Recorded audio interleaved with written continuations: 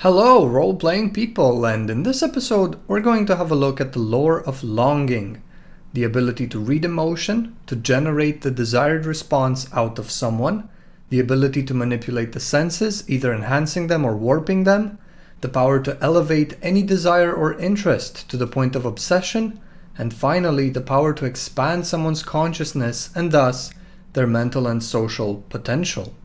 Before the fall, while the Oceanites of the fifth house created the wonders of the deeps, a distinct medium to rival and contrast the repetitive, clockwork motions of the cosmic bodies, the muses of the same house labored not on the physical stimulus itself, or on the physical organ which senses it, since that is the purview of the house of flesh and bone, but on the very way that stimulus is interpreted, the way it generates thought and emotion, and maybe makes the subject aware of an underlying symbol, concept, or pattern that runs throughout and underneath the physical world.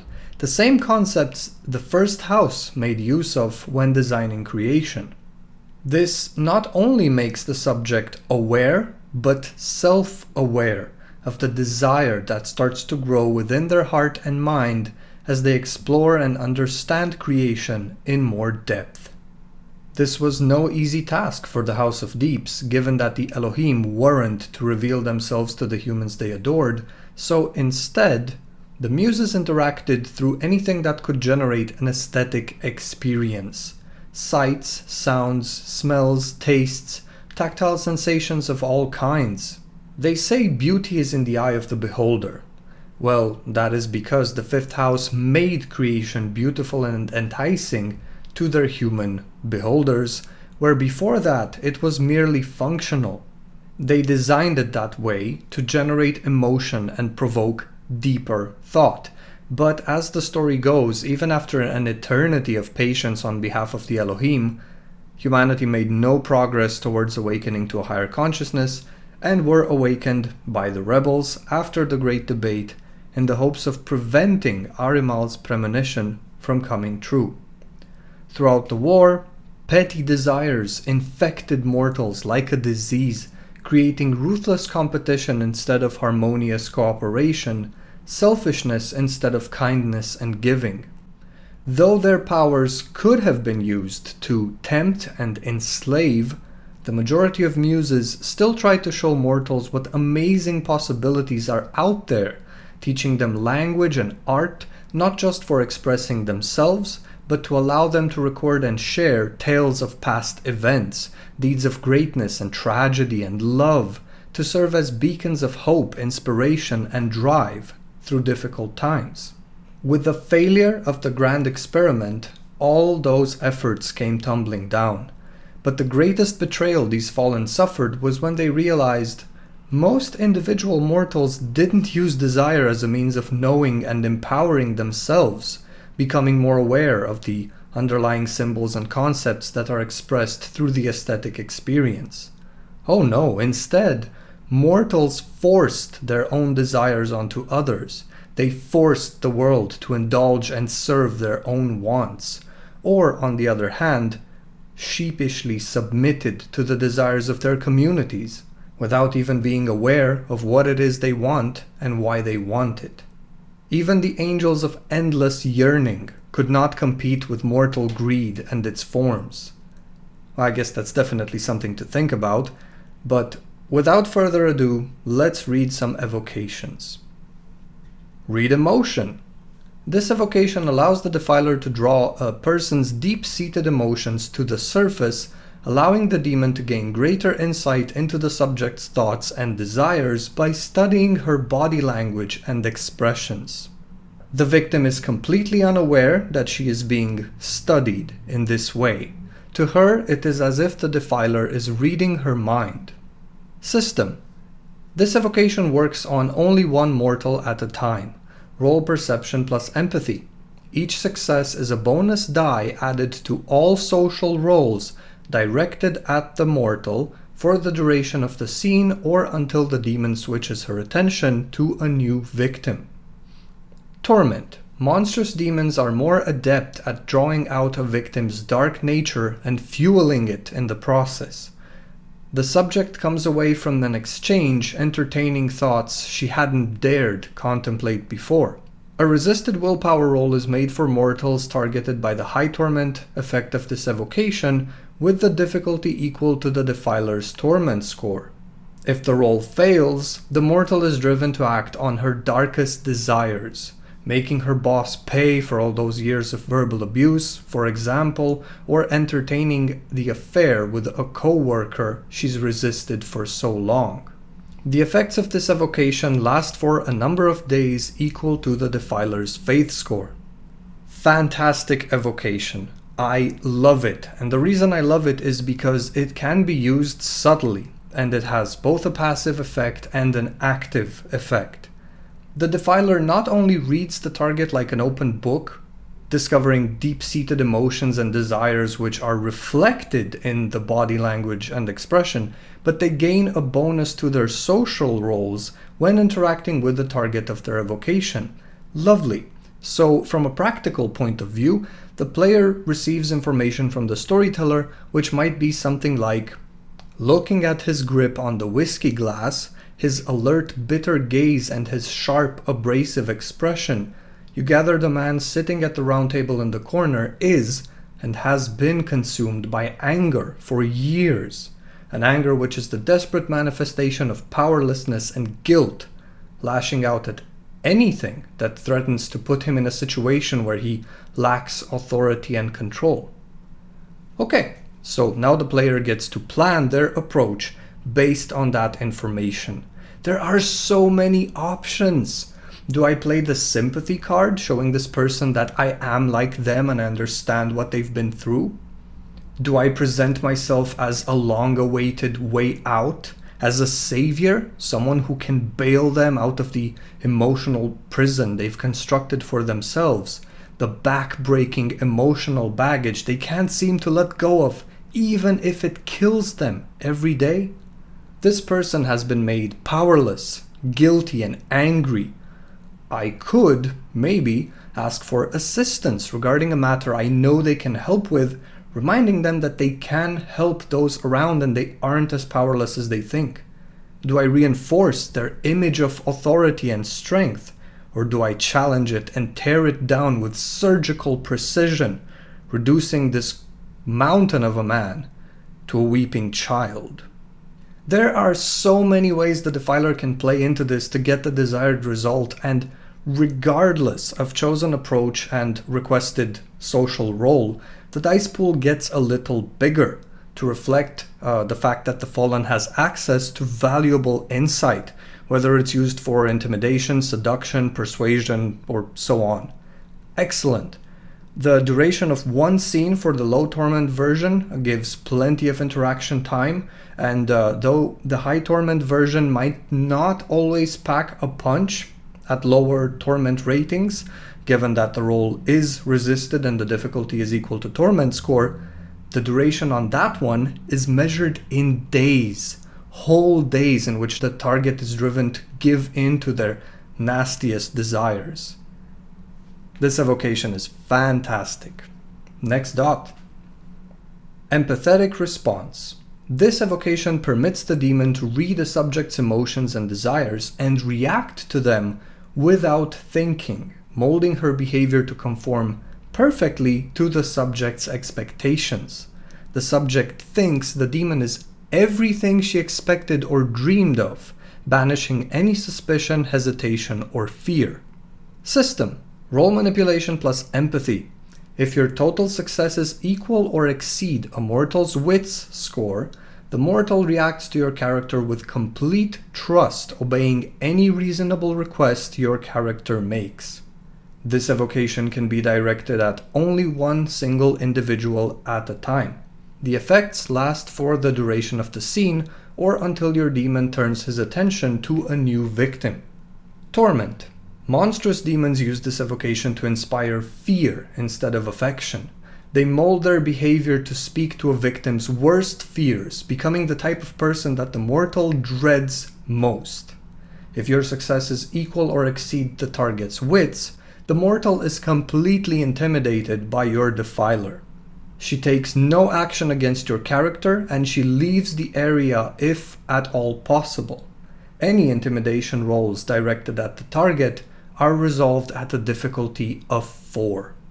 Again, fantastic, really solid evocation. Works on a majority of mortals, especially if you spend a temporary point of faith for an automatic success, and it empowers the player to completely diffuse a situation where the social interaction isn't going their way because someone is reacting with hostility or mistrust or out of fear, and all of this while leading the scene, showing everyone just how intoxicating and fascinating and wonderful their protagonist can be.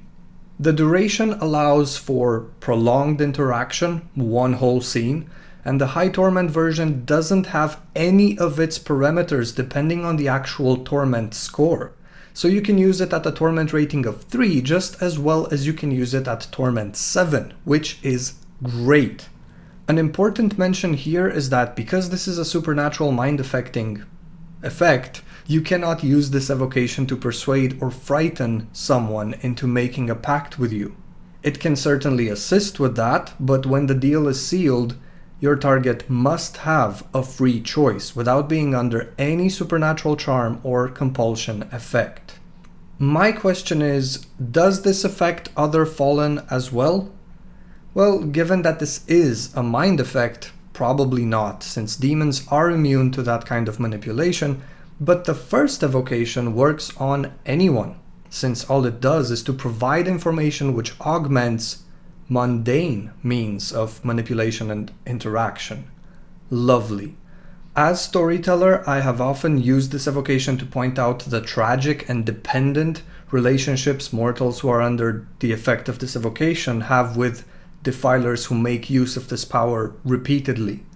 The potential for abuse is huge. I mean, the descriptions read, "The subject thinks the demon is everything she expected or dreamed of," or "The mortal reacts to your character with complete trust." So even if the target is deceived and hurt, if the defiler sheds a few tears and apologizes, using this evocation again in the process, their victim is probably going to forgive them, at least for a while. See, Slayers are amazing at illustrating guilt and endless, thankless toil, but the Defilers are amazing at illustrating toxic, one-sided relationships based on selfish manipulation, control, delusion, and addiction. However, you can also use this evocation to encourage someone to change for the better, to give them hope that their trust isn't misplaced, to persuade them to walk a better path. I mean, once the scene is up, the target won't be under the effect of the evocation anymore, but they will remember the meaningful, potentially life-changing conversation they had with someone who they consider the most amazing person they've ever met. So, no, this power doesn't only encourage deception and selfish manipulation, and it can actually be very versatile and benevolent in use. Next dot. Manipulate senses. With a touch, a defiler can manipulate a person's nerves, enhancing perception and heightening sensation. The effect can be as broad or as subtle as the demon wishes, and the effects are often addictive unless the victim possesses a will of iron. System. The defiler must be able to touch her intended target to use this evocation. Roll intelligence plus intuition. Each success adds 1 bonus die to the target's perception rolls, but by the same token, all wound penalties the target suffers are similarly increased. Demons can resist the effects of this evocation if they wish by making a resisted willpower roll difficulty 7. The effects of this evocation last for a number of turns equal to the defiler's faith score. After the effects of the evocation wear off, a willpower roll must be made for the target. If it fails, take the number of bonus dice the evocation generated and apply them as a penalty to all the mortal's perception rolls for the remainder of the scene. If the roll botches, this penalty is permanent. In the case of a botch, the victim is addicted to the thrill of the evocation and can regain full use of her senses only by receiving the power's effects again. Torment. Monstrous demons use this evocation to inflict searing agony or to warp the awareness of their victims. Subtract the total number of successes achieved from the victim's perception dice pools for a number of turns equal to the Defiler's faith score. I really think my only issue here is the duration, because otherwise this evocation is solid. The duration is good enough for combat scenes or brief moments of conflict, but nowhere near enough and way too risky to use casually and repeatedly for characters who create or appraise and critique others' works. Just think of what nuances and refined subtleties of taste and smell a chef might pick up on while under the effects of this evocation, or a sommelier whose expertise is impossible to match because of their heightened perception.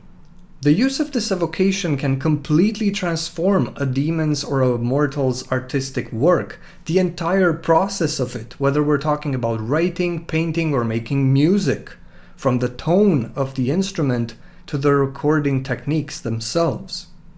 And this is what I see Defilers playing into, that unique insight and unmatched detail of perception, refined artistic works or super high quality products that entice the senses, but it's pretty hard to get a consistent result on such prolonged projects or activities if the duration of this evocation is measured in turns. And even less so if the target fails the subsequent willpower roll and suffers diminished perception for a whole scene. That seems a bit of a harsh side effect for a successful use of a third dot evocation, right? However, I really enjoy the High Torment version, and in the book Houses of the Fallen, we read of muses who warped multiple target senses through song, rendering them blind or driving them into a state of panic from a distance. Goes to show this evocation had a lot more bite before the imprisonment of the Fallen. It was used as a weapon during the war, and the current version is considerably less potent since touching the target is mandatory and the effect is limited to one target. Still useful, strong, and, well, quite horrifying to feel. Next dot. Obsession. This evocation allows a demon to take one of a subject's interests or desires and heighten its allure to the point that the victim can think of nothing else. This obsession can be about a person, an idea, or a project. During the War of Wrath, many Defilers used their wiles to become objects of desire to mortals and then used this evocation to create legions of fanatically loyal followers. System. To enact this evocation, the demon must first know one of her victim's long-held interests or desires and be within a number of yards of the subject equal to her faith rating. Spend 1 faith point and roll manipulation plus empathy.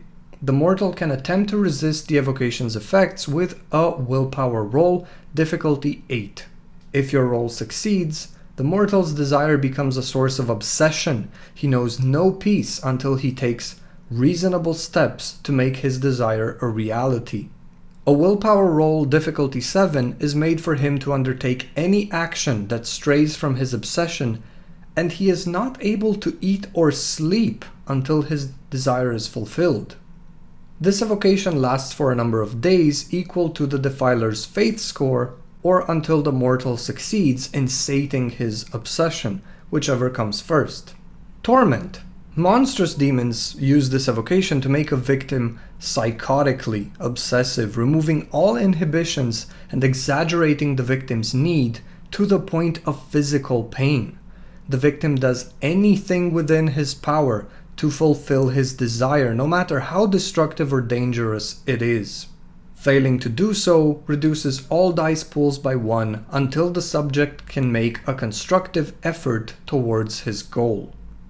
Okay, while I can see the allure and the usefulness of this evocation, especially the High Torment version, it strikes me as too intense, too aggressive in effect. Why can't the player choose a diminished, more subtle effect? Maybe I just want to make a mortal target more dedicated to one of their activities. Say, my mortal thrall wants to stay in shape and go to the gym, and they have a powerful admiration for Arnold Schwarzenegger. And this is where I feel the power is written in an ambiguous manner when it says, and he is not able to eat or sleep until his desire is fulfilled. Does that mean they can't eat or sleep until they engage in said activity or until they reach their final goal? Because I can tell you right now, if you don't eat or sleep and just work out all day, every day, you're going to die of exhaustion long before getting a body like Arnold's. So again, the effect seems needlessly aggressive and loud. Another sentence in the system section says, he knows no peace until he takes reasonable steps to make his desire a reality. That sounds reasonable, really. I know what it's like to be a kid and to be so excited about a new video game that you can't fall asleep at night. All you want is for the next morning to come so you can play the game again. I know what that feels like, and I even know what it's like to forget to eat because of engaging in really enjoyable activities that require quite a bit of concentration. So that willpower roll, difficulty 7, I understand it completely. But I really wish the intensity of the obsession of the effect was left up to player choice. Indeed, duration depends on faith, and the intensity is fixed. The resulting effect is complete obsession, so why would players even roll for this evocation instead of just spending one faith point?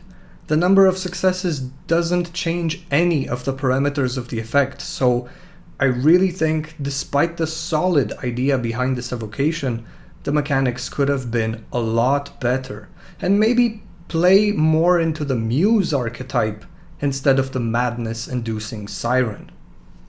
Final dot. Inspire. This potent evocation literally expands a subject's consciousness, permitting him to achieve heights of insight and awareness that border on the inhuman. The subject is able to draw upon the fullness of his mental potential, but when the power fades, the return to reality can be a blow for the person's sense of self-worth. System. Spend one faith point and roll intelligence plus medicine. Each success allows you to add a point to a mortal's mental or social traits, up to a 5-point maximum. These bonus points persist for a number of days equal to the Defiler's faith score. When the effects of the evocation wear off, however, the mortal loses 1 point of willpower permanently unless a successful willpower roll is made, difficulty 7. Torment. Monstrous demons use this evocation in similar fashion, but they push the victim over the edge from genius to madness, creating talented but dangerous lunatics. The high torment effect of this evocation provides bonus points to mental or social traits, but causes a temporary derangement. If the subsequent willpower roll fails, the mortal loses a willpower point permanently, and the derangement becomes permanent. Okay, this is where we see just how much this evocation was designed for mortals, for their awakening to a higher level of consciousness. The muses don't shape physical matter, whether it's the earth or the ocean or even the living body itself with its sensory organs. No, what they are shaping is an internal process of unfathomable depths, connected to the individual's thought, emotion, perception, interpretation, self-image, all of that. See, when it comes to lores such as the lore of the flesh or the lore of the fundament, I will criticize and have criticized the lack of technical explanation of how the evocations work, exactly because those are very precise tools of architects and engineers of reality. But this is the tool of artists. It's something that challenges the previously established rules to reveal them and to transcend them. It works with another dimension. the elusive human soul, where things that are beyond sensory experience reside. It's the infinite ocean of the imagination, which, of course, is reflected and reflects the Defiler's connection to water, their seemingly chaotic, moody nature. Absolutely beautiful, and just like beauty and the aesthetic experience, it fades. It comes to an end. The effects of this evocation cannot be made permanent by spending a point of willpower, and even though at first I thought that doesn't seem right, you know what? That's a solid creative decision. Those moments of inspiration when, for some reason, you're just more charismatic and fun, when you feel more attractive and the world responds in kind, when you seem to know more stuff than you usually do, remembering just the right information at the right moment. And you love being in your own skin because everything is going your way. Those moments, they can't last forever. That's why they're so valuable. Even the high torment effect serves the same purpose, to inspire, though the after effects are considerably worse. That is precisely why, after 4 other evocations which required roles such as perception plus empathy, or manipulation plus empathy, or intelligence plus intuition, I don't think this evocation should require an intelligence plus medicine role. What the Defiler does when using this evocation isn't medical, it's not fleshcraft. They don't create new nerve endings or make your brain larger to heighten your intelligence. No, they inspire you. And I really don't think bestowing inspiration is a matter of medical expertise. So I love the evocation, and even though it's not as powerful as other 5th dot evocations, I can see a logical narrative reason behind that. It's consistent with the lore and the purpose of the Defilers, and I think it has so much roleplay potential. But I cannot see, for the life of me, why it requires a medicine role. From my point of view, intuition, empathy, or expression would have been the right roles to use here. Alright, let's have a look at the apocalyptic form next. Ishara, the visage of longing. The angels of inspiration are visions of beauty compared to whom even the radiant angels of the Namaru pale. Their golden hair and perfectly sculpted features are the romantic ideals spoken of in mortal poetry and prose, and their honeyed voices melt even the hardest hearts. The visage of longing confers the following special capabilities. Enhanced social traits.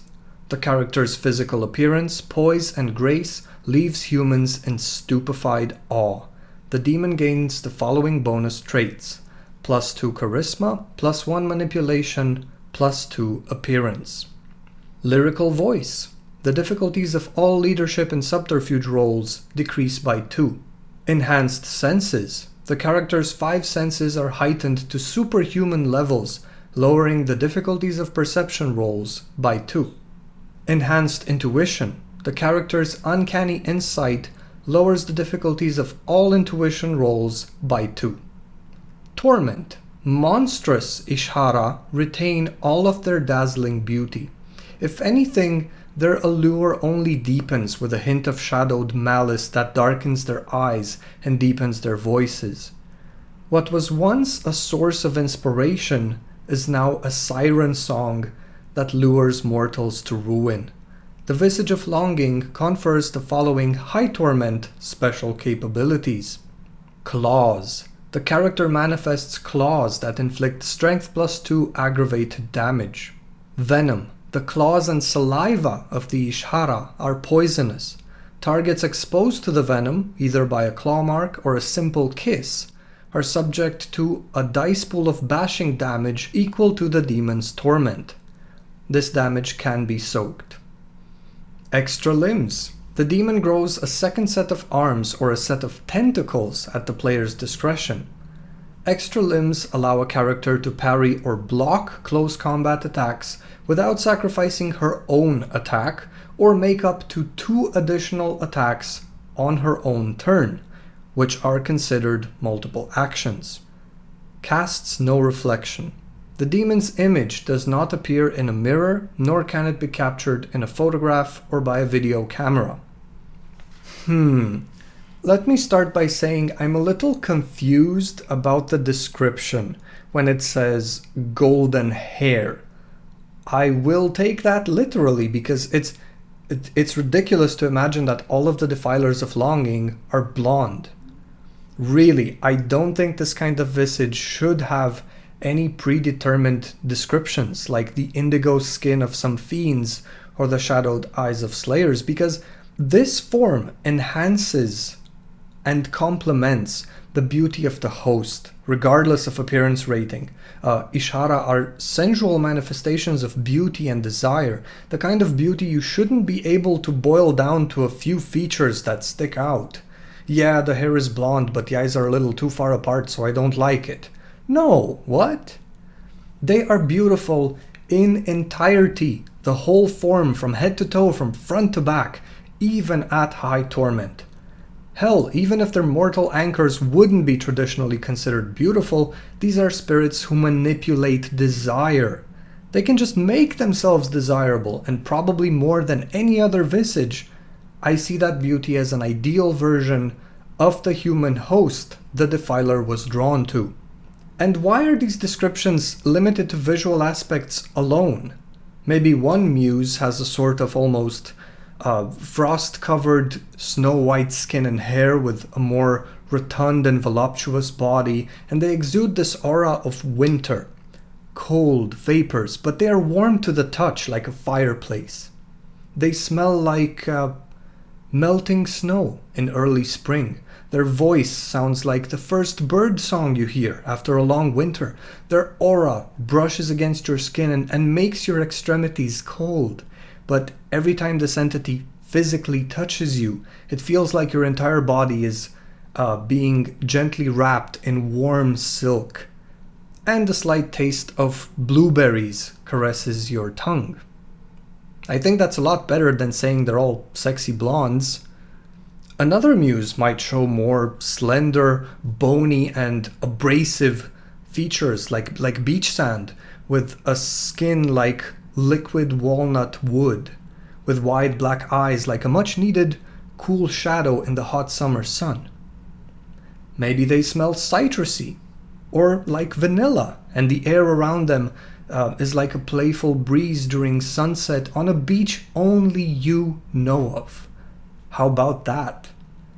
In short, what I'm saying is the description should be left up to the player and can definitely be made more abstract, but it should probably appeal to all of the senses, not just sight, and it probably builds upon the appearance of the host.